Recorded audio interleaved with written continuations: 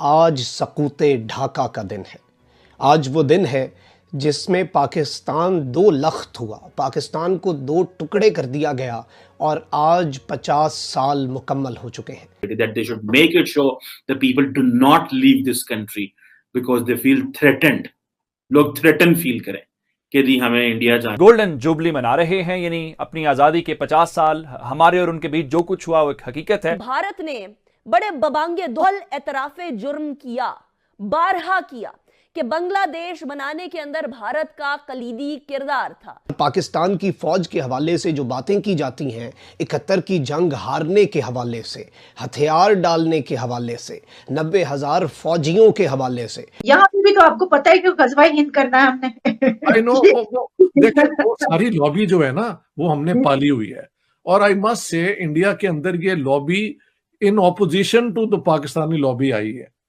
मैं इंडिया को बहुत क्लोजली जानता हूं, उन्होंने कभी मुसलमानों को टारगेट करने का प्रोग्राम नहीं था बनाया, बल्कि वो मुसलमानों को तो पाकिस्तान की मुसलमानों की उसके अंदर मौज ही मौज थी, लेकिन पार्टीशन हो गई। ये था कि पाकिस्तान के जख्मों के ऊपर नमक छिड़केंगे। मिस्टर मोदी जो है वो शिवाजी, औरंगजेब ने क्या किया था, शिवाजी ने क्या किया था। आज नरेंद्र मोदी ने भी सुबह सवेरे उठ के वो 4 झंडे भी लहराए और शमा भी जलाई। चलो आप पाकिस्तान बन गए है ना, अब आप बंगालियों को भी नहीं देना चाहते उनके हक, तो आप चाहते क्या है? अब्दुल हामिद जो इनके बांग्लादेश के प्रेसिडेंट हैं, उनके साथ भी मुलाकात की है, शेख हसीना वाजिद साहिबा से भी मुलाकात की है। 300,000 Bengalis were definitely killed. 3 lakh कोई छोटा फिगर नहीं है। तो हिंदुस्तानी हो के हिंदुस्तान को गाली देते हैं, हमारी क्या बात, और कहते हैं हाँ हिंदुस्तान। अरे भाई स्थान तुम हो, स्थान तो वर्ड ही संस्कृत का है। तुम्हें किसने कहा था पाकिस्तान नाम रखो? तारिक साहब ये लोग तो अब रमजान को रमदान बोलना शुरू हो गए। हाँ, इनको गले में भारी हो गए, एकदम पान खा गए, रमजान इनको अपनी रिस्पेक्ट नहीं करनी आती। अपने माँ बाप से ये शर्मिंदा रहते हैं। माएँ बच्चों को मांगती हैं मेरा बेटा ये अल्लाह शहीद कर दे, उसे गाजी बना दे। जो मौत की दुआ करते हो कि जल्दी जल्दी कयामत आए और 72 हूरें मिलें। नाज़रीन कराम, आज सकूते ढाका का दिन है। आज वो दिन है जिसमें पाकिस्तान दो लख्त हुआ, पाकिस्तान को दो टुकड़े कर दिया गया और आज 50 साल मुकम्मल हो चुके हैं। पाकिस्तान की फ़ौज के हवाले से जो बातें की जाती हैं, 71 की जंग हारने के हवाले से, हथियार डालने के हवाले से, 90,000 फौजियों के हवाले से, एक शेर है जो कि सकूते ढाका पर कहा गया और बहुत से लोग उस शेर के हवाले से जानते हैं, लेकिन ये नहीं जानते कि वो शेर इस तनाजुर में कहा गया है, और वो है कि अदावतें थीं तगाफुल था, रंजिशें थीं मगर बिछड़ने वाले में सब कुछ था, बेवफाई न थी। और शायद वो फॉल्ट लाइंस थी हमारी जिन्हें दुश्मन ने एक्सप्लॉइट किया। 90,000 फौजियों का हथियार डालना है पाकिस्तान की जानिब से। बांग्लादेशी भाई हैं, वो आज गोल्डन जुबली मना रहे हैं, यानी अपनी आज़ादी के 50 साल। हमारे और उनके बीच जो कुछ हुआ वो एक हकीकत है और एक तारीख है। भारतीयों ने आज के दिन पाकिस्तान के जख्मों के ऊपर नमक छिड़कने की कोशिश की और उनके प्रेसिडेंट ने आज बांग्लादेश पहुंच के पाकिस्तान के साथ जो खेल खेलने की कोशिश, उन्होंने क्या किया कि उन्होंने इस मौके के ऊपर जब 50 साल बांग्लादेश अपने मुकम्मल कर रहा है और इस दौरान उन्होंने बड़ी बड़ी अचीवमेंट्स भी हासिल की। बांग्लादेश के प्रेसिडेंट हैं, उनके साथ भी मुलाकात की है, शेख हसीना वाजिद साहिबा से भी मुलाकात की है।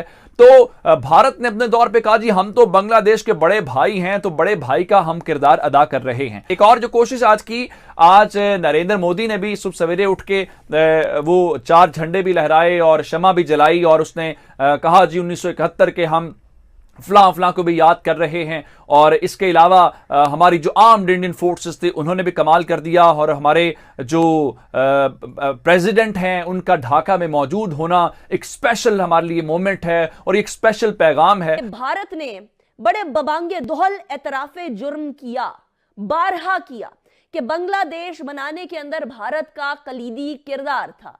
दो भाइयों को लड़ाने में भारत का एक काफिराना और साथ ही साथ शैतानी किरदार था। ये किरदार सामने तो आ गया, ये पाकिस्तान को दो लख्त भी कर दिया गया, लेकिन क्या वही ह्यूमैनिटेरियन ग्राउंड्स लेकर पाकिस्तान भी कोई कदम उठा सकता है? क्या उसी तरीके से हम लोगों को भी आलमी सतह के ऊपर एक वजह मिल जाएगी या नहीं? मैं बड़े अरसे से ये सोच रही हूँ कि 1971 के अंदर भारत ने अपनी फौजें तक और लोग तक मुक्ति बाहिनी के रूप के अंदर भी पाकिस्तान के ईस्ट पाकिस्तान के अंदर भेज दिए। उस टाइम पर कहा यह गया हम लोगों ने ह्यूमैनिटेरियन इंटरवेंशन की है, यानी जैसे कोई लीगल चीज है। ये दो हैं सिचुएशंस जिनके अंदर अलाउड है। अब ये जो ह्यूमैनिटेरियन इंटरवेंशन की जो सारी कहानी है, ये बेसिकली इंडिया ने कंस्ट्रक्ट की थी 1971 में, आज से 50 साल पहले, और उन्होंने पूरी कोशिश की थी ये इंटरनेशनल कम्युनिटी को बेचने की। एक चीज और है, मतलब हमने जिस तरीके से आप 1947 से बता रहे हैं और मतलब जो हिस्ट्री आपने अभी बयान की है सर, उसमें तो लगता है ये कि हम इंटरेस्टेड ही नहीं थे। हम ठीक है ब्लेम करते हैं इंडिया ने उनको ट्रेंड किया, लेकिन 1971 में जाके ट्रेंड किया होगा ना। लेकिन जो बाकी 30 साल उन्होंने हमारे साथ गुजारे और जो बातें वो शेख मुजीब साहब कर रहे थे या वहां के लोग कर रहे थे, तो मेरे ख्याल में सबसे ज्यादा पेट्रियोटिज्म तो उनके अंदर थी, ना कि हमारे अंदर। पेट्रियोटिज्म जितनी भी थी, उनको मजबूर किया गया कि वो ये सारा कुछ करें। जी देखिए, आप मानते ही नहीं है। पहले आप हिंदुओं के साथ नहीं रहना चाहते, चलो आप पाकिस्तान बन गए ना, अब आप बंगालियों को भी नहीं देना चाहते उनके हक, तो आप चाहते क्या है? आप चाहते क्या?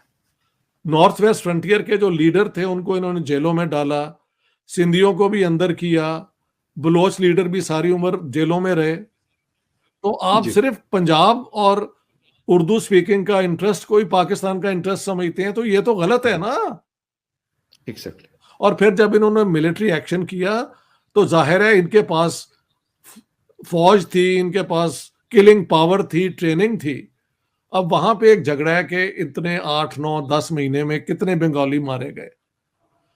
बांग्लादेशी और इंडिया क्लेम करता है 3 million, Pakistani are willing to agree to 30,000। जी, लेकिन मेरे ख्याल से the figure is in between 300,000 Bengalis were definitely killed. Okay, right.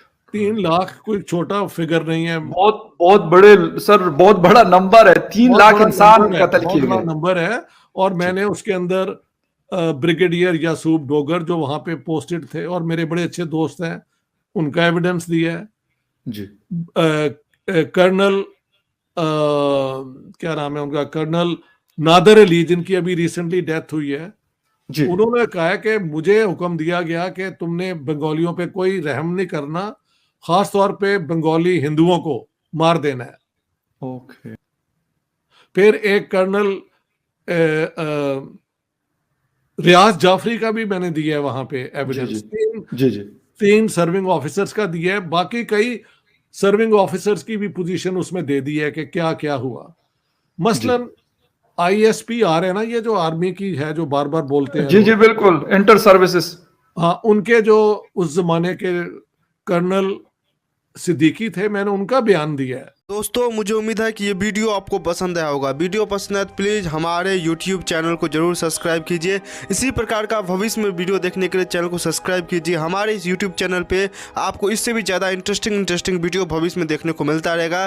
तो प्लीज़ हमारे YouTube चैनल सोच टाइम्स को सब्सक्राइब कीजिए, वीडियो को लाइक कीजिए, इस वीडियो को अपने दोस्तों के साथ जरूर शेयर कीजिए। नमस्कार, फिर मिलेंगे अगले